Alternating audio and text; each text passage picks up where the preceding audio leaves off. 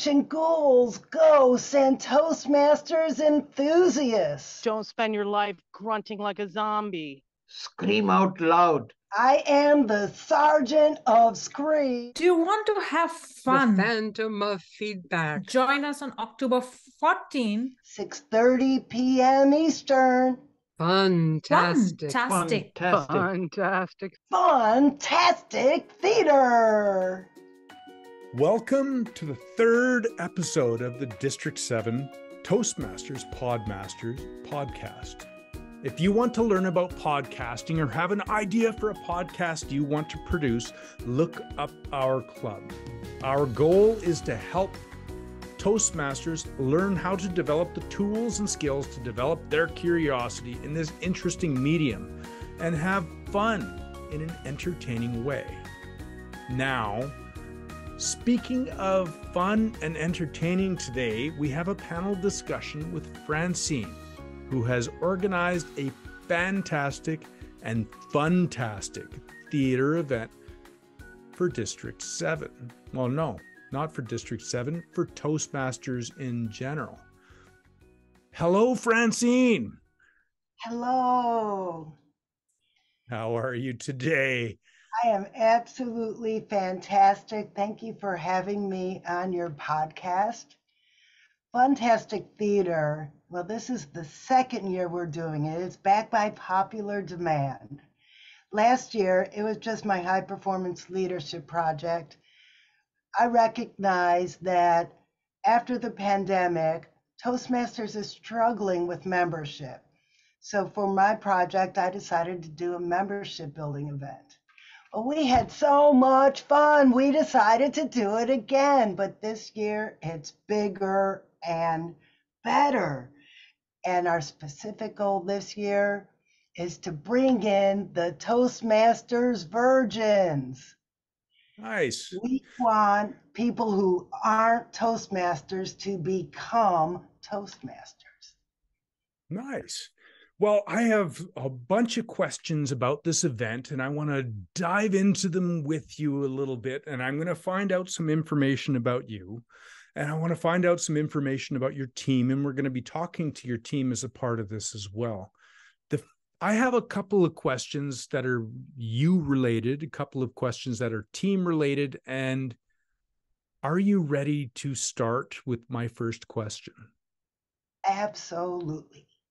Okay. Knowing that the Fantastic Theater is a Halloween-based event, my question for you is, Francine, what is the best Halloween candy? You're asking the wrong person because I don't eat candy. But last year, in the table topics, my friend Vivian Ather said that the worst part of Halloween, the scariest part of Halloween is candy corn. And you know what? Remembering my days of when I did eat candy, I have to agree with that. What were they thinking when they made candy corn? That is an answer I totally did not expect. And to be honest, when I was drafting these questions, I thought, what is the best Halloween candy? But really the answer is, what is the worst Halloween candy? Because we all remember those little chalky things that used to end up in your bag, and they would be the last things left over after everything else was gone. And you're like, I don't really want to eat these. Oh. Now, another question for you. I'm just for context here, can you share when you joined Toastmasters, and can you remember the reason you joined when you did? I was assigned the task of starting a Toastmasters project, or Toastmasters club in the Navy facility where I worked. I was a civilian, and someone put a suggestion in the suggestion box that we start a Toastmasters club for the employees, and the captain assigned me the task of helping him do that. I went to a Toastmasters meeting just to see what it was all about, and I was hooked. It was love at first meeting. The reason I'm still a Toastmaster is because after I retired from my military career, number one, I had to learn how to speak civilian again. And number two, Toastmasters is preparing me for my next chapter. Nice. Well, I find it's always a practice. It's something you're constantly reinventing yourself. And I really enjoy that about that. And for me, almost 10 years in. You have some team members here with us today.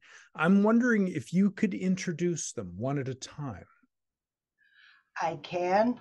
First, there's Susan Schultz. She is going to be, in the Toastmaster term, she is going to be our speech evaluator, but in Fantastic Theater, everybody gets a fun, cool name. She is going to be the Phantom of Feedback. All right. The Phantom of Feedback. Welcome to the room, Susan. I'm super excited to have you here. This is sounding like an amazing and interesting event. Question for you. Leading from the last question I asked Francine about how long you've been in Toastmasters, do you have an aha moment that in your experience in Toastmasters, one that you share with people quite often? I do. Thank you so much for that question.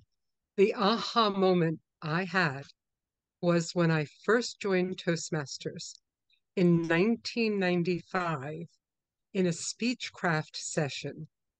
I gave my icebreaker and I was terrified to hear the evaluator. I was waiting for the critique. I was waiting for that big, long laundry list of things that I didn't do well. And I was walking back to my seat with the walk of shame. I got to my seat. I'm hiding my head, waiting with great trepidation, when all of a sudden, my evaluator came up and started saying things that were positive. And I found myself starting to sit up a little taller in my seat, a little happier, and happier to be there than when I first sat down. And that was my aha moment. Evaluations are not to tear down, but to build up. We build the motivations for our speakers so that they're willing to come back and give another speech. It is not to tear them down. However, because we appreciate them and we want them to learn and grow, we may offer pearls of wisdom or gifts, as we say. So trick or treat, I like to give out the treats in my evaluations. Nice. That is a very, very good aha moment. And I think it's one that can resonate with a lot of us because we all have that moment of the walk of shame in any Toastmasters meeting when you've tripped over your tongue on the way to your speech and tripped over it on the way back from your speech. Francine, who's the next person in your team that we should bring up to this front to spotlight? The next cast member that I'd like to speak to, and we call them cast members because this is a show, not only a Toastmasters meeting. The next cast member is Richa Pandry, and I hope I finally pronounced her name right because I'm trying to make it right. Richa is a dynamic evaluator. I met her in a club in Canada, and she gave the best general evaluator I've ever seen in my 8 years of Toastmasters. And I asked her to join the team. She's the general autopsy. She is going to cut and dice the meeting apart and tell us what she thinks about it. Richa, welcome to this now quad of people on the screen.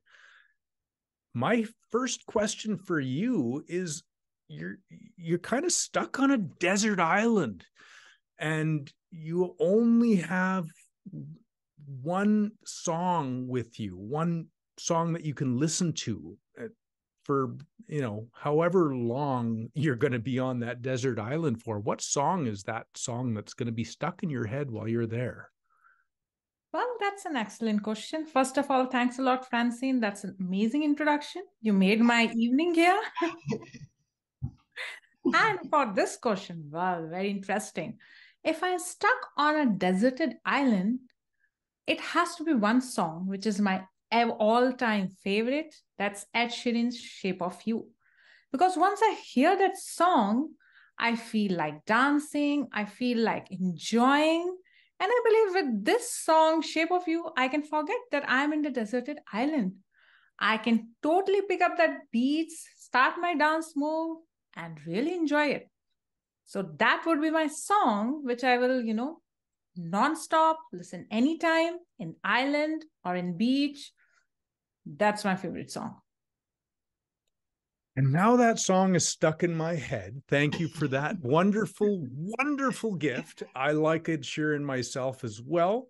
And we're going to come back to all of the cast members to come up with what we want this theater to end up looking like. And we will come back to you soon.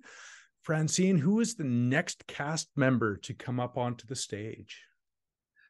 Rajiv from Down Under in Australia is our public relations manager.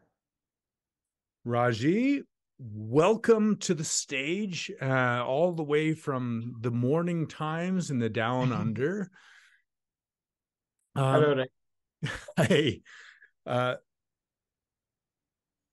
my question for you is somewhat related to the question that I asked the Sergeant of Screams earlier.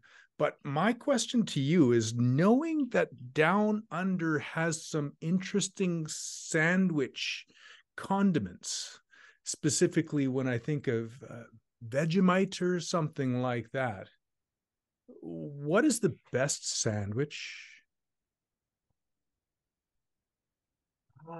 That's very interesting.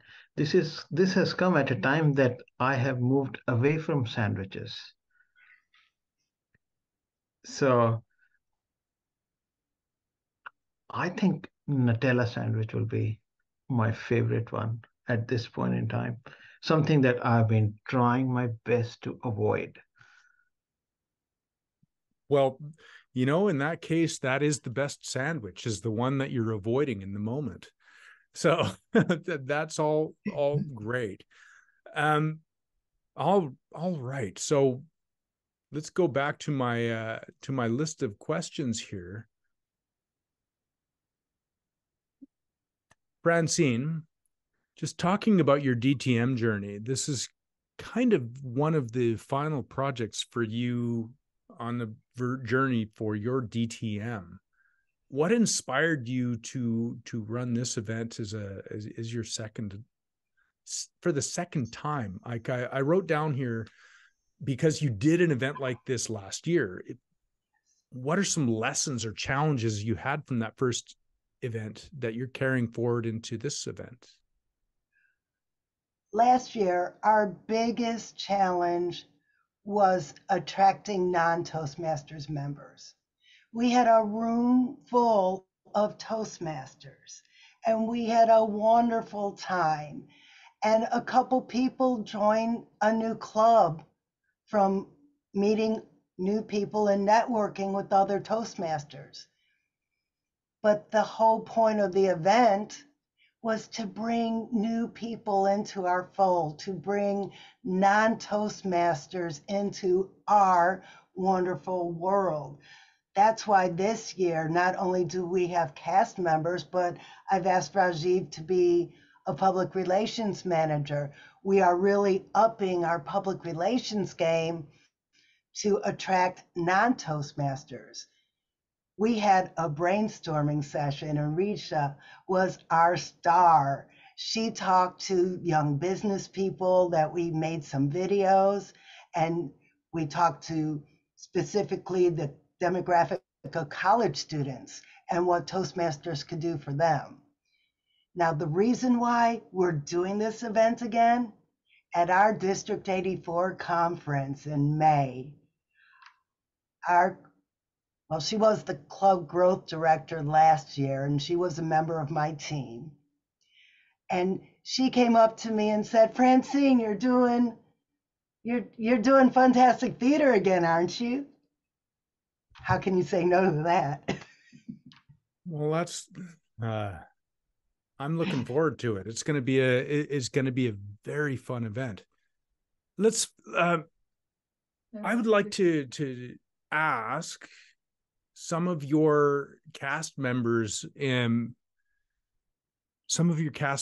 today's event, if you were to pitch your specific role in the event in a way that matches the voices in Francine's background, that how are you going to pitch for somebody to be part of this event and to be excited about it and be yelling from the rooftops?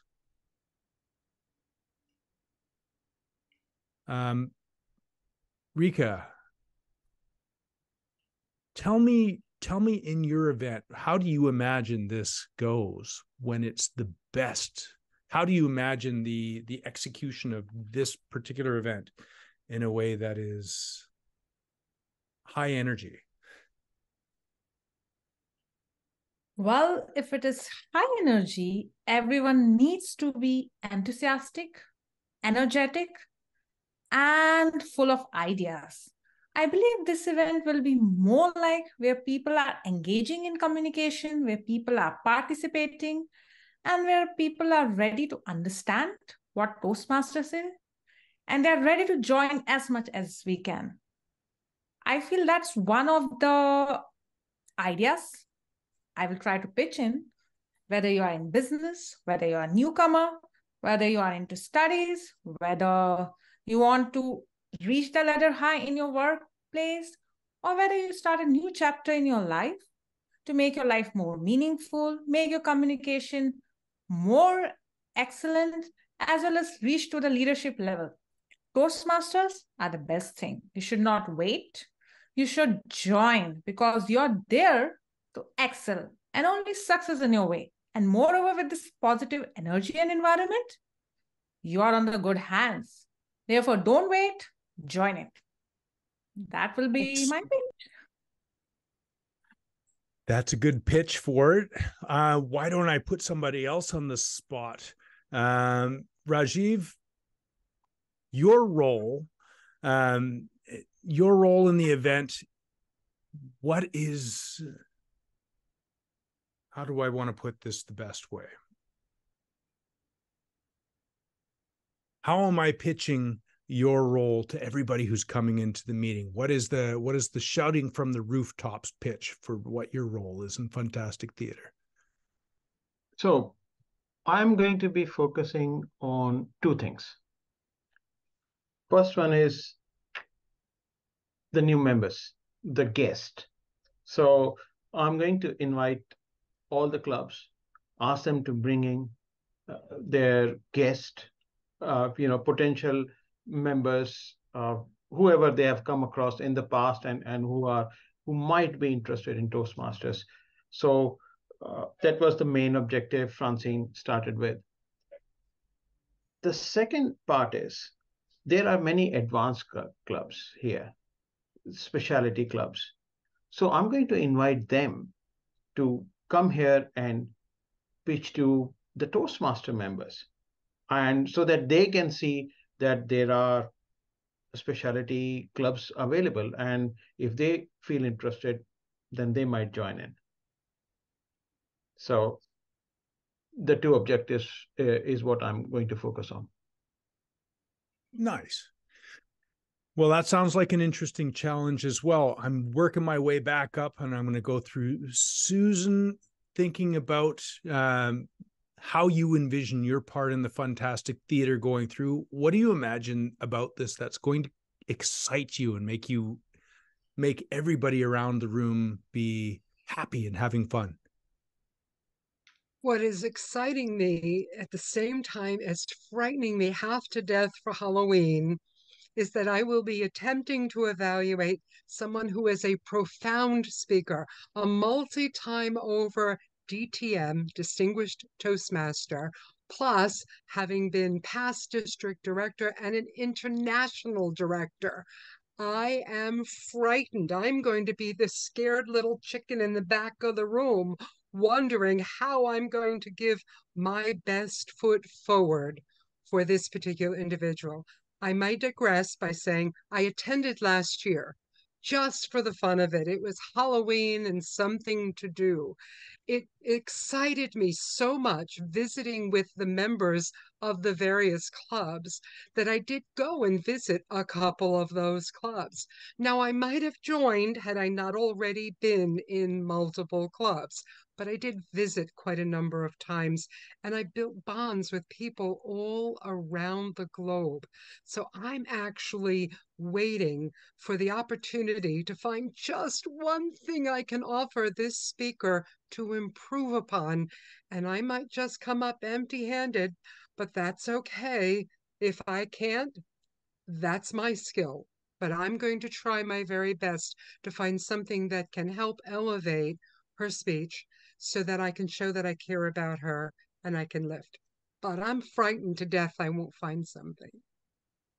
Well, I always said in my coaching and training journey, it's always about two things. You either win or you learn. And the best thing about learning is you always learn something new. So it's a great challenge to pick up on. Now, I want to come back to the chair of the Fantastic Theater, the star of the show, the person who has the team all around her to make this thing the best event ever. Francine, what are you shouting from the rooftops to make more people come to the event and turn this into an amazing theater? Excuse me, I have asked some of the most talented people in Toastmasters to come and join us. Susan Schultz was talking about Gina Cook, past international director, past district governor, 11-time DTM. Susan Schultz is one of the best evaluators I've ever seen. She's in my club, Find Your Funny, and she adds humor like you wouldn't believe, while still giving valid pointers to a speaker. And Susan, I know you'll do great. Gina will love everything you have to say. And then we have Richa, the new generation of Toastmasters, who gave the best general evaluation I've ever seen. We have a fantastic team put together. We have Rajiv in Australia on the rooftops telling everybody in Australia to come and see us. We have videos on YouTube. We will be telling everybody. And then the best part, all the clubs that are affiliated with this project will be in breakout rooms after the event. So anybody who comes to the event and sees somebody they want to get to know better, they could go in the breakout rooms and check out their clubs. There's Find Your Funny, humor-based. There's Podcasters. There's Silver and Wiser, a bunch of retired people. World of Difference, authors, speakers, and coaches. You name it, we've got it. We have every imaginable club you could think of. Come join us, and there will be something that will spark joy in your life. Well, that sounds like a fantastic theater event to be involved with. I'm looking forward to seeing what this is going to look like on October 14th. And there is one more person on your team, Francine. They're not going to be on video, but would you like to introduce them a little bit? And I can show them a little bit, to tell me a little bit about what it is that she's going to be doing with the event. Yes, Jackie Pearson asked not to be on camera tonight. Jackie is going to help with the local public relations. She's going to be doing a lot of the little technical stuff that's way beyond me. We're going to have some kind of a spreadsheet with all of the public relation, all of the social media posts, where everybody on the team could go like and comment and network and raise the awareness of this event. Well, Jackie, as one of the neurodivergent people who is both addicted to and struggles with social media, can you tell us about what your role and how you imagine your role will be for this event for the next 4 weeks? Well, thank you for asking, Ray. I was planning on being silent through this, but when I heard Francine mention that one of the people that are involved, I didn't realize this, is an 11-time DTM. Now, if you're not a Toastmaster, that's a big deal. That takes a couple of years of work and speeches and collaboration and coordination at the different levels, not just at the club level. It takes a lot of leadership skills to get there. And not just that person is outstanding. All of the people that are involved in this are really the creme de la creme. And Francine has that ability to bring people together. She's not only the single most entertaining person I've ever met in my entire life, and there is no BS there, no baloney at all. It's absolutely true.